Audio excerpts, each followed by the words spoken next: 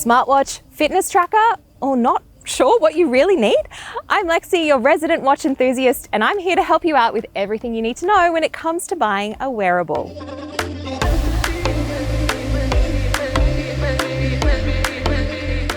Okay, the first question I'm going to ask you is, are you team iPhone or team Android? And not because I want to pick a fight, I promise. But some watches only work with certain devices. The Apple Watch only works with the iPhone, and Samsung's Galaxy Watch only works with Android. Fitbit and Garmin, for example, work across both ecosystems, so you have a bit more flexibility if you change phones often.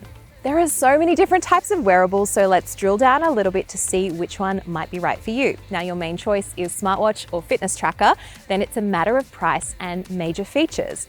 Fitness trackers have smaller screens than smartwatches, but the battery often lasts a lot longer. Now, these are best if you want something slim, unobtrusive, and to do more simple tasks, just like tracking steps and getting notifications from your phone. Fitbit is the name you've probably heard most here, with options at different prices, but I also really like the Mi Band as a budget option around $50.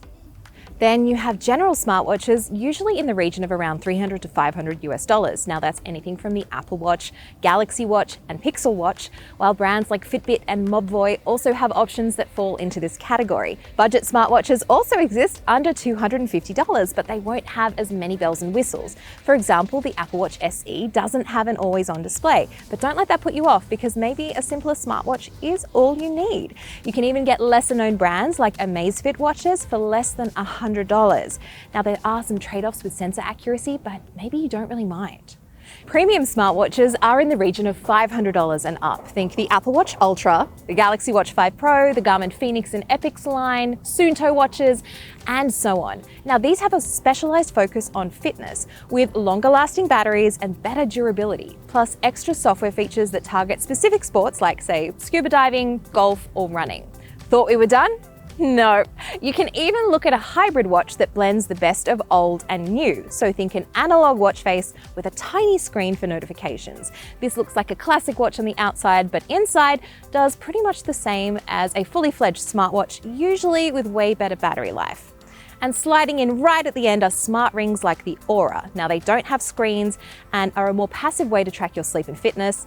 Generally, they're also more pricey than fitness trackers too, but it's worth considering if you like the idea of setting and forgetting. Something else to keep in mind, several brands like Fitbit and Aura also offer an optional monthly subscription service, yes, on top of the actual cost of the device, to access more in-depth metrics for things like sleep tracking. So do factor that in to your final cost.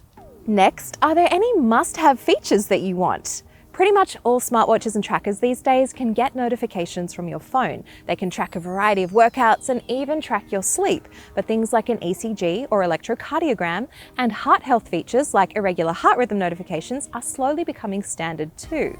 Depending on how much you want to spend, some of the core features I would expect on any general smartwatch in the region of $300 to $500 are things like an always-on display, so you can see the time or your workout stats on your wrist even when you're not actively using the watch, built-in GPS, voice assistant support so you can use it hands-free, music storage and mobile payments, blood oxygen, ECG and sleep tracking features, and an LTE option to stay connected even when your phone isn't with you. Now, some have extras that are more or less exclusive to the watch, say car crash detection on the Apple Watch series, or stress tracking sensors on the Fitbit Sense, and body composition sensors on the Galaxy Watch.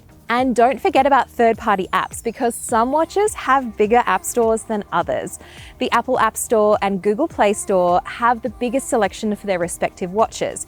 Fitbit and Garmin have some of the main big players on there, like Spotify, for example, but they're nowhere near as extensive. Battery life can be a deal breaker, so I really want you to ask yourself, are you okay with charging a watch every single day, maybe at the same time as you charge your phone if you don't want to track sleep?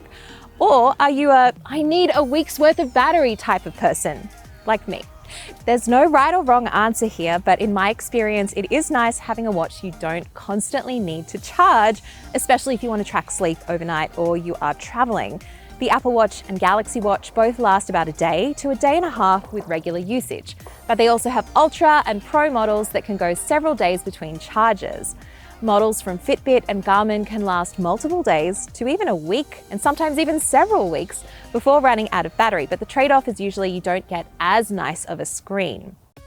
So what's the best time to buy?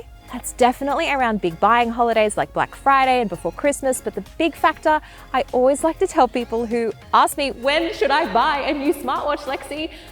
Check the release cycle. So that means if you buy an Apple Watch in August, well, it's probably going to be superseded in September because a new model is right around the corner. But this can work to your advantage if you're a bargain hunter. Now, I was able to get the 45mm Apple Watch Series 7 as a gift for an absolute steal in August 2022. And seeing that it wasn't hugely different from the Series 8 and it's still getting the same software updates, it actually worked out really well. Because I care about you and your wallet, here is a cheat sheet of when all the major brands usually release new models. The Apple Watch is generally September or October, Samsung is generally late July or August, Fitbit is around the early fall, Google is in October, and Garmin is January, February, April, June, and September, pretty much all year round. As you can see, Garmin is a little bit of an outlier there as they have so many models.